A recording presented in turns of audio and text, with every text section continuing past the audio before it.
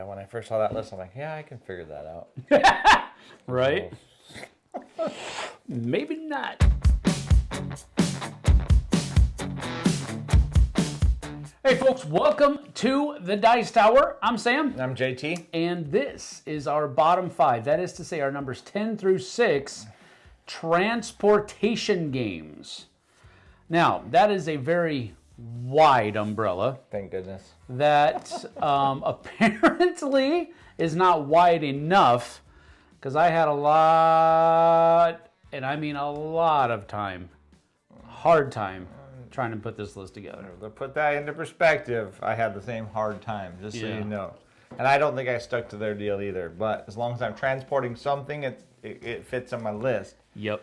But there are only 13 transportation games in BGG in the top 500 games on BGG. That you liked. No, total. In BGG, there are 13 games classified as transportation games in the top 500. Oh, I see what you're saying. Okay, I got you. Nobody else likes them either. That does put it into perspective. It sure does. I mean, frankly. It does. But my goodness. I did not include racing games. I think racing games is a completely different thing. Although racing is technically transportation of the driver from point A to point B, that's different. I also tried and failed, but I tried to stay away from pick up and deliver games. Oh, well, that's like but that's what transportation is. That's what transportation is. Yeah. Yeah. But I still want to try to provide. I don't even like pick up and deliver games, so therefore I like them. One or two, but I like them generally speaking. I don't like all of them, but this was a difficult one, and it got down to, is this part of the, like, for example, I'm curious. I'm just going to throw this out there. No. Mission Red Planet, is that transportation? It was on my short list. In fact, it was sitting at my number 9 until Melissa told me I couldn't put it on there. Yes, that's transportation of people to the moon. It is, but it's Mars. An area control game, really, more than it is anything else. But it was on my list. All right, cool. All right, well, at least we struggled with the same thing. All right, so newsflash. Mission Red Planet isn't going to be on either of our lists. A little bit of a spoiler. Yep. There you go. It is a good game, though. All right. Well, without further ado, let's go ahead and get to it. Our bottom 5, that is to say, numbers 10 through 6, transportation games. Let's hit it. My number 10 is one that it might even be. It is. I think it's the oldest game on my list. It hails from the year 2006. Mm-hmm. If you have good ones on there, I might switch some of mine. Turn and Taxis. Turn and Taxis, and it also has an expansion called Power and Glory. If you can get a hold of Power and Glory along with Turn and Taxis, do it, because it adds some pretty cool things to it. This is a game about the German postal system. The beginnings of. I've heard of this one. Yeah. The beginnings of the German postal system, and it is basically, it's very similar. It feels very similar, at least, to a Ticket to Ride, and it is very much a pick up and deliver type game, where you're building routes and taking things from one place to another, and you're doing all of this, and you're trying to score points. It's really kind of an old style, like an OG Euro game, which was kind of like family weight. Wasn't really difficult, wasn't really heavy. But the expansion adds, Power and Glory adds the entrance of the Roman Catholic Church and the historical significance that the church played upon the proliferation of the postal service. Interesting. It's a cool expansion and adds some neat things to it. So it's my number 10. I haven't played it in a long time. I still own it, though. There's 3 games on my list that I don't own. Oh. But this is one of the ones that I do, even though it's very old. I really do enjoy this game, though. I have for a long time. Turn and Taxi is my number 10. I guess there's 3 games on my list I don't own, too. Ooh. So this game is a game that I give Sam a lot of guff about. It is a pick up and deliver game in all measure of the word, where you're flying giant whales, and you're feeding them krill, and you're picking up goods from one port to the next. You're building little towers or ports of your own, so that you don't have to feed the whales krill That's a good one. to go from spot to spot. This is a good It's pick. all right. It's That's a pretty good good. But anyways, I'm sure this one will pop up again in this list. I think there's a 89.9% chance that it will. But anyways, this is Mistwind. It is a very interesting game. Yes. He likes it a lot more than me. So I do. We'll save it for later. It is a good one. All right, my number 9 is the lightest game on my list. We didn't talk about weights this time, but we can still mention it a little bit in throughout.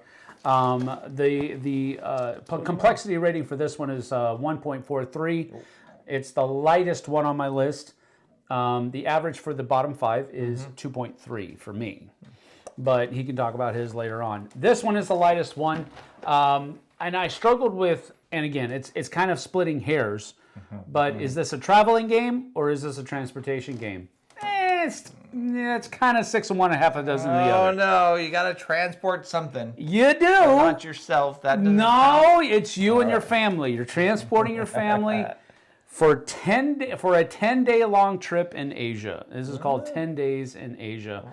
And that's basically what you're doing. You are planning your trip in Asia, and you have to use a bunch of different modes of transportation. You're using cars, you're walking, you're using trains, you're using boats, in a number of different ways to plan out your 10-day long trip. And the first one to get your trip lined up in a viable order is the winner. And I've seen it happen a couple of times, and the many times that I've played it, I've only seen it happen a couple of times, where the person grabs their tiles and boom, boom, boom, boom, boom, boom, boom, boom, boom. Oh, I did it. It's only happened a couple of times. And they do have it to where you have to start on one side, and the first thing you do goes here, and the second one goes here, and the third one goes there, and you have to build from left to right. So it wasn't like somebody was just like, oh, well, I'm going to switch this and go over that. It was actually a literal, like, perfect storm situation. Sure. But it's a really fun game, and it does have some educational value to it as well. I used to use 10 days in the USA in my English as a second language courses when I was in Korea. Nice. To teach geography. I mean, literally, it's a great way to spatially teach with geography. It's a really great thing. Anyway, 10 Days in Asia is my favorite one because I like the addition of the railroads and the boats. Nice. All right. I think that counts especially since you're planning your transportation out. Yes. That's pretty good. All right. My number 9 is the lowest on my list as well. Lowest rated, although it's a 2.0. My average for the bottom 5 is 2.8. What's worse than pick up and deliver games? Light pick up and deliver games. That's just the way it is. Okay. But anyways, my number 9 is actually a pretty cool little game about a delivery service where you're transporting stuff on your back or in your wheelbarrow or whatever else. This game is called Dabbawala. Dabbawala. At the beginning of the game, you have your courier, your Dabbawala, and you're loading up by taking carts. You're loading up your backpack full of different goods that you have to then drop off. It's lunches. It's lunches, yeah. You're delivering loading lunches. up food for people in office buildings and everything else. Yep. At least like, that's a story behind it. Yep. And mechanically, in the beginning of the game, you're loading everything up, and then in the end of the game, you're delivering it all and getting scoring points based on based on the card play and everything else. Yeah. But overall, this is a really cool game. It's a polyomino kind of stacking game where you're trying to create layer by layer by layer of polyominoes of different colors, and then you're scoring them by the colors going down. Yep. But if there's any kind of transportation, I would assume that taking food to people counts as you're carrying that. So, hey, I mean, delivering people's lunches. delivering people's That's lunches. transporting Yep. food. They're going to do an updated version of this called What's it called? Are you joking? No, hey, I'm joking. You're joking, yeah. Okay. Uber? No, not Uber. What is New it? York, What's Uber. the food? What's the food delivery thing? I can't even think of it right now. Uber Eats is one of them. Uber Eats, that's right. DoorDash. DoorDash. There you go. You could do that with sand timers. Oh, Just kidding. don't do that. Anyways, that's my number 9, Double Wallen, delivering people's lunches. All right, that's a good pick. All right, my number 8 is another. This is listed actually as an economic game on the Geek. But what you're doing is you are picking things up at the top of the Mississippi River, and you are going to sell them for hopefully making a profit as you float down the Mississippi River. This is called Broadhorn's Early Trade on the Mississippi. This is actually a really neat game. Honestly, Broadhorns I thought was a play on Longhorns, and it isn't. The boats that they used to use going down the Mississippi were actually called Broadhorns because they had a very, I think it's because they had a very broad bottom, flat bottom. a very flat bottom, so they were called Broadhorns. Anyway, this is pretty much just an economic game. You're trying to buy low and sell high. That's all you're really trying to do, but you are transporting those things down the Mississippi. You can buy things up here, and then other things down on the down below are going to show you what they're going to want to buy, and so you want to buy high up there, or I'm sorry, buy low down there and sell high at the bottom. Yep. And whoever is able to do that the best is the winner. But it's a neat little thing, and it has a neat theme to it, as far as early that early age of trading on the Mississippi. So I enjoyed it. It has that historical flair to it. So that is my number 8. Broadhorns. You can see you dug deep into your pocketbook of gaming. Boy, oh boy. Good, good. My number 8 is a game that he despises. I'm pretty sure he despises. I don't That's despise a good games. word, I think. Well, let's see what his face looks like when I say Galaxy Trucker. See how he does, James. Yep, you picked the right word. In Galaxy Trucker, you're building a spaceship. You're trying to get around space, pick up goods, and get to the end with those goods. And hopefully your people too. Well, you start with your goods and your people based on what you build. You build your little ship. You have your little goods on there. You have your people, your aliens on there, and then you have to. And this is called the transportation game. It's actually I know it's on the list, but game. I saw it and I was like, You are transporting goods and trying to get them to the end because that's how you get points. That's the truth. I don't know. Okay, but If I had played Spark Riders 3000 by now, I would have replaced it with that because that one's a cooperative where you're actually doing the same thing but in a different way, but you're carrying those goods to the end of a harrowing journey. So I think Galaxy Trucker is to transportation what the Demolition Derby is to taking a walk in the park.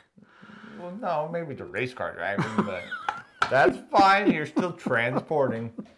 BGG will back me up on this one. Okay, I'm sure. Yeah, BGG does back them up. It was on the list. It is in that category, yes. But I saw that. I was like, that's not transportation. I took That's low-hanging survival. fruit on a fun game. That's not survival. That's engineering prowess. That's survival. All right. All right, my number 7 is our first crossover. Already. And He hates this game. it is Dabawala. Oh. Dabawala. This is one of the first ones I thought of when we were me too, talking about actually. making this list. Because it is. It is absolutely most people try to think of like trains and cars and all of that kind of stuff. You don't really think about bicycles and lunches. Sure. When it comes to transportation, but that's really what you're doing. People are placing orders and you're transporting their lunches to them because they don't have the time on their short lunch breaks, I guess, to go out and get something to eat. But one of the other things about the game that I really do enjoy is that it is based in a literal reality. Sure. That there are actual people who make a living doing this. And we're not talking about like Uber Eats, and we were joking Yeah. about that earlier. This is like before all of that became popular, and I really do enjoy it. It's got a great aesthetic to it as well. Lots of colors, lots of vibrancy in the colors that they used, and so I enjoyed that one too. But the basic gist of the game is you're simply loading up your bicycle's rack. Yep. Or And whatever. and you're trying to pack things in there as best as you can, and then at the end of the game, you're going to score from top down. And I really do enjoy that mechanism as well. So Dabawala was definitely going to be on the list. Just didn't know exactly where, but it's my number 7. Nice. And if you go look at pictures of the people that are actually Dabawalas, they do some crazy. They got piles of food like on a little old Yes. bicycle, Like 12 feet high or something like that. It's weird. like driving down with 3 people on a bike delivering stuff with a pile of goods. Like, it's amazing. My number 7 is a pick up and deliver game. No, I'm just kidding. No, if you want to call it that. It's not really. It is, but it's. My number 7 is a game called Maglev Metro. In Maglev Metro, you are creating your subway station, and you're connecting these different stations together. Everybody else is doing the same thing. You start at a hub, and then you start traveling. The very interesting thing about this is passengers is what you're picking up. So you might have a couple of pink passengers over here that you want to come pick up. So you're creating this pathway to get to them. But when you start your train moving forward, when you start your metro train moving forward, it doesn't get to turn around and go back until it hits the end of your line. So you have to drive to one end, and then you have to drive to the other end, and then you're expanding and driving, and and there's no loops, there's no nothing else. So that train has one. That would be cool. Loops. Yeah, you can't do loop to loops. No. So it's a very interesting thing, and the cool thing about it is, as you're doing that, you only have a couple of actions each turn. But as you're collecting the passengers and delivering to the stations they want to go to, they then drop into this board that you have, and that board upgrades your abilities. Oh, that's cool. So it upgrades how many passengers you get to pick up. It upgrades how far, how many tiles your deal moves each for one action. All those kind of things. So it's a very interesting puzzle, and it's got really nice production. The maps. You have these little acrylic tiles with your subway systems on them. So I can put mine here, and you can put yours on top, and you can still see all the different rails going through. So cool. It's a really neat game. I don't think I've ever played this. Yeah, but that's my number 7, Maglev like Metro. And that upgrading your abilities or your station's abilities is really cool. So Yeah, understood. Yep. All right, my number 6 is one that I don't think you've ever played. I only played it because the Dice Tower got a copy in, and I was actually part of the delivery. Does it have trains in it? Nope. Oh, okay. It was part of the games that we got in for the Dice Tower, and I was one of the ones that was able to help out with the review on it. This is called Wasteland Express Delivery Service. No, I have not, but I would like to. Yeah, Yep. it's I think it's going to be one that you'll enjoy. It is pick up and deliver. I know. But it also has a very visceral, a very, I don't want to say dirty because dirty has too many different connotations to it, but it's visceral is the best way to do it, a post-apocalyptic theme to it. Yeah. And it's basically, you're picking one thing up from one place and moving it over here, and in between there you got to deal with bandits and raiders and all of that kind of stuff. It's a really fun game. This is one of the first introductions I had, I think, to game trays, and the game trays that came in the core box of this game were just phenomenal. It kind of opened my eyes to the possibilities that were out there with game trays. But the game itself is also very good. It is a long game though. You're talking probably 2.5 to 3 hours. But very fun, and it's one that utilizes mechanisms with the theme very well. So that is my number 6, last one for this segment, Wasteland Express Delivery Service. Nice. That's almost a direct crossover with me. If your wasteland goes from Texas to KC. My number 6 is a cute little game called Great Western Trail. In Great Western Trail, you are collecting a whole bunch of cattle down in Texas, as you do in Texas, I suppose, Texas people. It's more about oil. Did you ever collect cattle in Texas? No. No, okay. But you're collecting your cattle Go in to Texas. rodeos, though. Yeah, I'm sure you did. And your cattle are a hand of cards.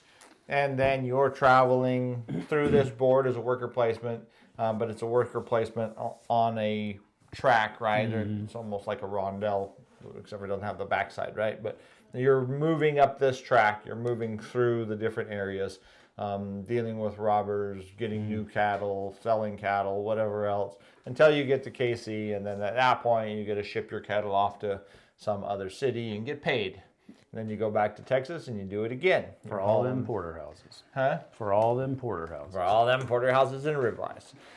This is a great Alexander Pfister game. I know there's multiple versions of it. I have never played New Zealand, and I have Argentina, but I've never played that one either. So, and now they have a new version coming out, which is interesting, called El Paso.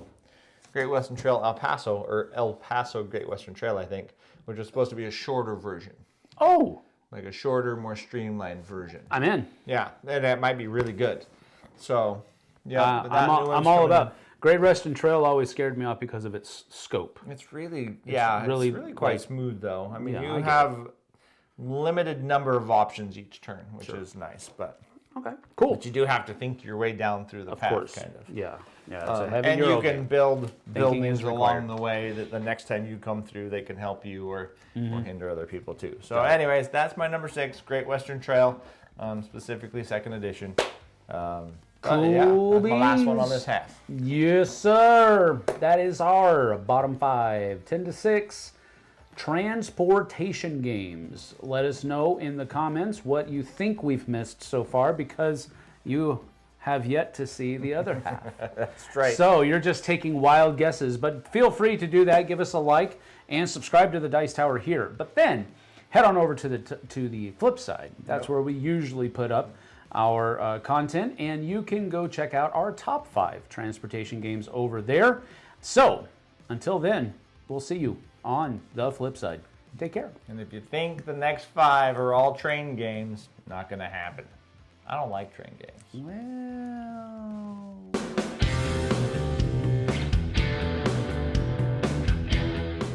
Hey everybody, thanks for watching this video. If you like this review or whatever you just watched, wasn't it amazing? Check out our channel, Dice Tower. We have all kinds of things. We review games, we do top 10s, we play games live. It's all about board games, but especially the people who play them. Check out Dice Tower YouTube channel.